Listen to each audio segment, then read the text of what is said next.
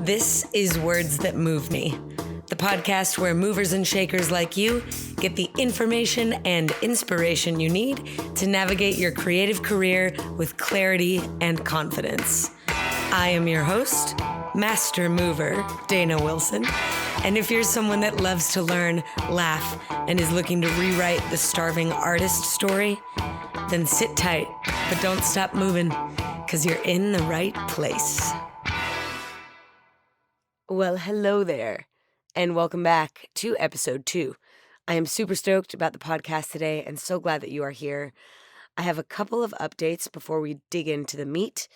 Number 1, the podcast is now available on iTunes and Spotify and Apple Podcasts, and I got some very exciting news today that Words That Move Me has ranked in the top 100 of performing arts podcasts on Apple. I am flattered. Thank you so much for listening and for sharing, and I'm getting a lot of great feedback from many of you, so thank you for that as well. Please do keep it up. I really love hearing from you. On a more somber note, this week I learned of the passing of one of my favorite artists, Mr. John Baldessari. If you don't know who John Baldessari is, now would be a great time to find out. He is one of my favorite artists of all time and one of the most important conceptual artists of our time. And from what I understand, was making art all the way up to the very end. If you don't know who John Baldessari is, please go find out. Celebrate the life and work, John Baldessari. We salute you.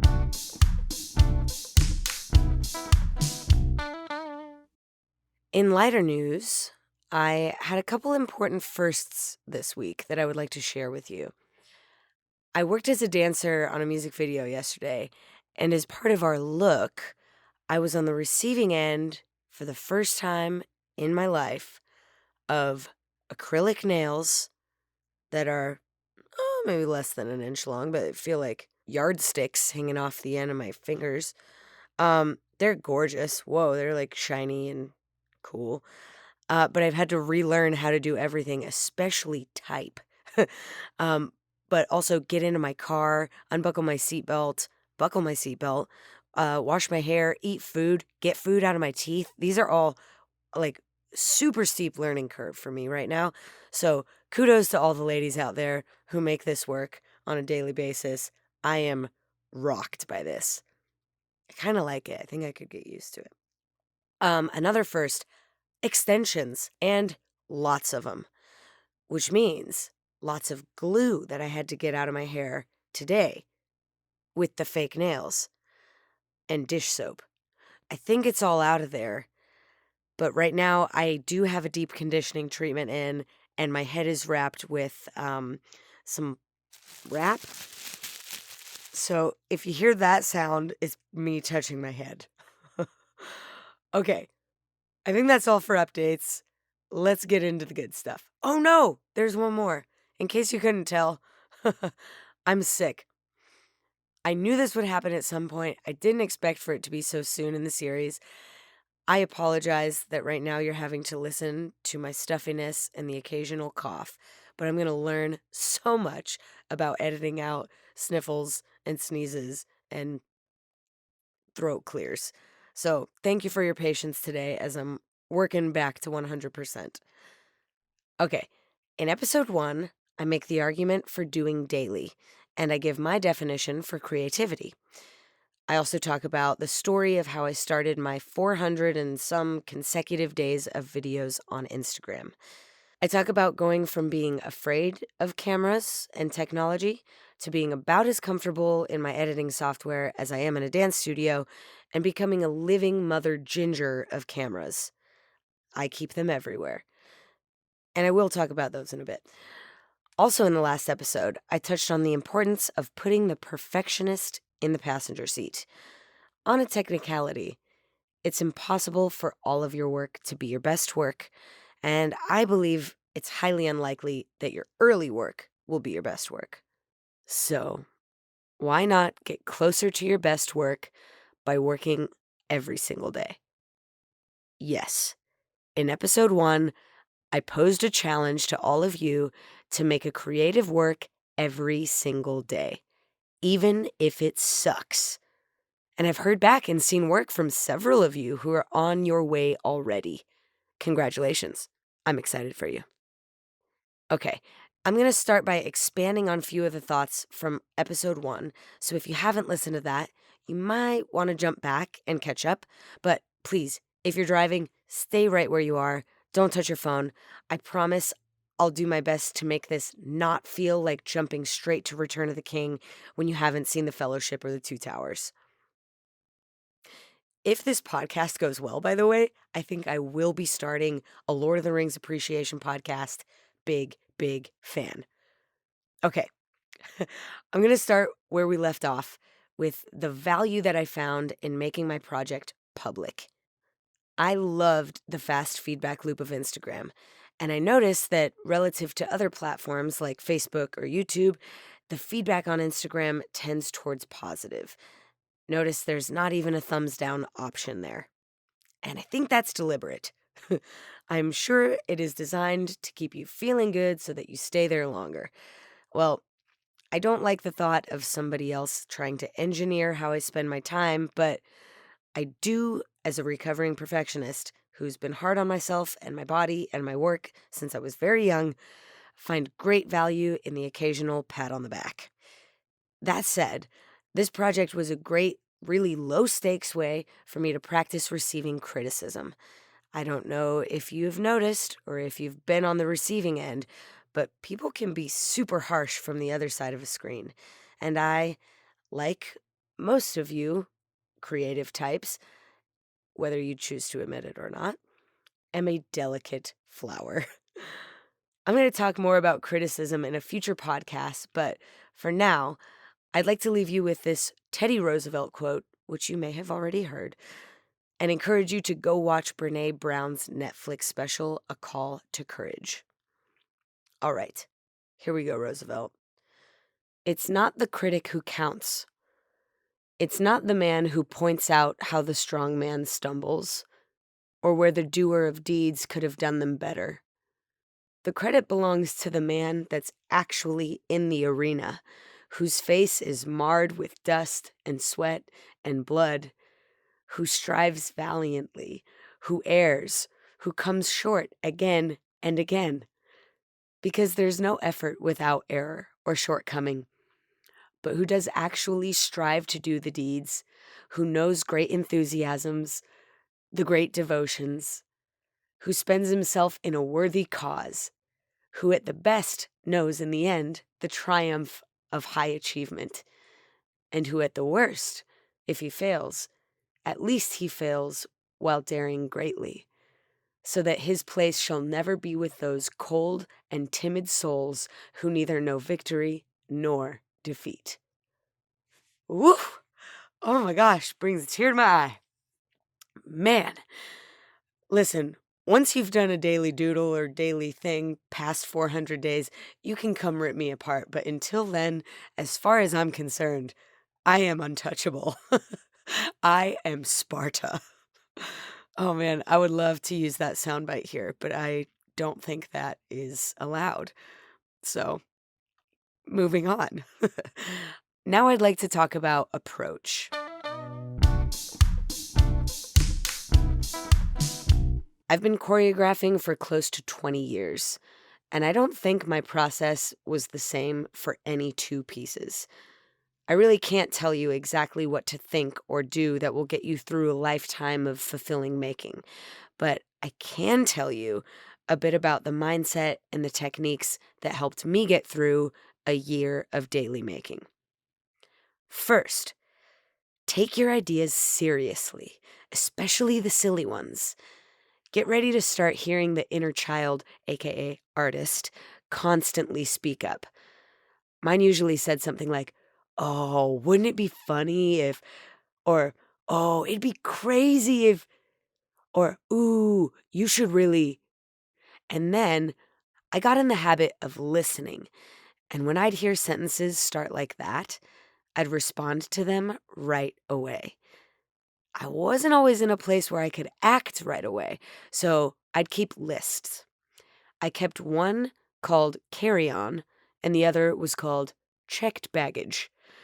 Obviously, the Carry On is for fast and easily accessible ideas, something that I thought I could knock out in a couple of hours without much planning. None of them take as long as you think, by the way. Go ahead and double it, and you're on the right track. All right, the checked baggage list, on the other hand, is where I kept bigger ideas that needed a little bit more fleshing out. For example, a project that needed a specific location or costume or other people getting involved. Now, if both bags lists were empty, this is what I do. And I recommend you do this, everyone, regardless of whether or not you're working on a daily project. When you run out of things on your idea lists, take a field trip, or what Julia Cameron, the author of Artist's Way, calls an artist date. This is a time when you can indulge in curiosity, when you can go deep inside yourself and observe what's going on there, or you can zoom out and sail above all the people and things going on in this world and observe them. I had a lot of my favorite ideas solo on artist dates. Speaking of ideas and coming up with new ones, I think it's important to remember that many great artists have built careers off of going deep on just a few ideas. Take John Baldessari, for example. He put dots on faces for years. Years. So even if you've chosen a daily challenge, don't feel like you need to choose a new idea every single day. All right, my final offering on the subject of approach is more than a trick or a tool or a rule. It is a way of life. It is yes and. You may be familiar with yes and as being the golden rule of improv comedy. Well, it is not just the golden rule, it is the guiding principle of my life. My favorite illustration of this, and I'm going to ask you to get involved here. I'm going to ask you a question and you're going to say no. Okay. Hey, can I tell you a story real quick? Oh, dang, that's a shame. Dead in the water. Now let's try again. I'm going to ask a question. This time you're going to answer yes, no matter what I say. Can I tell you a story real quick? Cool. Is it okay if it's about outer space? Right on. Is it okay if it's about Britney Spears in outer space? Mm. Great. Is it okay if it's about Britney Spears in outer space being chased by a space bear? You didn't even know space bears existed. Oh, let me tell you about space bears. Can I tell you about space bears? Okay, you see where this is going. Lot of room for creativity. Just say yes and then keep going.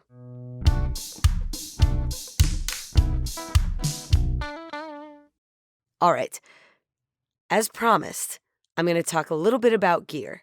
Now, there's a lot of hype and words around cameras and quality, and you can talk about pixels and sensor size and frame rates and things until you're blue in the face, but if you ask me what's the best camera, I'd say it's the one you have on you, and it's the one you know how to use.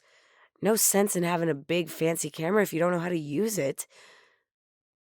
My arsenal started with an iPhone and is now an iPhone, a Galaxy for ease of use when I'm overseas, a Vixia Mini, a Sony a6000, a DJI Osmo, the pocket gimbal, super cute, a Ricoh Theta and the Theta S, an Insta360 and an Insta360 and a DJI Mavic, which is a drone, which is awesome. All of these are useless if they aren't charged up, so keep backup chargers and batteries. And of course, they're useless if they're not on me, which is why they're all small and is why my backpack is heavy. Pro tip, by the way, speaking of backpacks, the Lululemon Cruiser, the one that was made in 2014. It's not the one with the hard case for your glasses on the outside. It's a soft pouch on the outside. All of the pockets on the outside are soft. 3 pockets on the outside. 2 long ones, 2 long vertical ones, and then a horizontal one at the top. Oh my gosh. I might just do a full podcast backpack review someday because I have a lot to say about backpacks. I'm going to keep this very brief. Here's something that a lot of people don't think about when they're buying a backpack: the color of the inside of the backpack. This is where the Cruiser gets it right. Exterior of the backpack, well, they may come in many different colors, but exterior black. I love a solid black. Interior cream, so that I can see all my black items that I keep in there, like charging cables, tights, leotards. It really helps to be able to see. The inside is bright. So, Lululemon Cruiser, good luck, because I have an eBay search out for them. Usually when they spring up, I buy them right away. Moving right along. What is inside the backpack is absolutely as important as the backpack itself, maybe more. So let me run down a quick list of things that you might not think that you need on an adventure of daily doing, but that you really, really do. Number 1, a camera or capture system of some sort. SD cards, and many of them. Tape. I mean, in general, whether you're in a creative moment or not, you need tape. You might also need cash, and you certainly need an all-weather notebook, just in case it starts to rain. We already covered spare chargers and batteries, so okay, moving on to the software front. I love the Adobe Suite, couldn't recommend it more. Lynda.com. Lynda.com was the online tutorial that I used to learn the Adobe Suite, and I am stoked about it. Number 1 fan, first in line on the mailing list. Absolutely obsessed. Okay, so we've talked about the feedback and the approach and the tools. We even covered hardware and software. Now I want to talk about the big picture: production. The making of things. You've probably heard the saying, "It takes a village." And that is true, especially for creative projects like films, TV shows, music. But I like to think of it a little bit less as a village and more like a gigantic automobile assembly plant. You know, the ones with a big robot super arm that puts all the parts together? Yes, that one. And the parts are all of the different teams. The parts usually come from different places, different factories, if you will, and they're all designed and specialized for their specific function. So in my little metaphor, the carps and the electronics, they're the chassis. Production design team is the body. The stylists and wardrobe designers, they're the interior. The choreo team were the wheels. Lighting is, well, the lights. And music is obviously the music. If we were to really go deeper, I would tell you that the stunt coordinator and the on-set medic, they are the airbags. Now, here's the part where it gets good. The producers are the big robot arm. The director is the engine. And the talent are the ones that get in the car and drive. Now, this is a big abstraction, and I'm leaving out some key players like camera, but this is how I like to think of it. So let's focus for a moment on the producer, the robot arm, if you're still in the metaphor.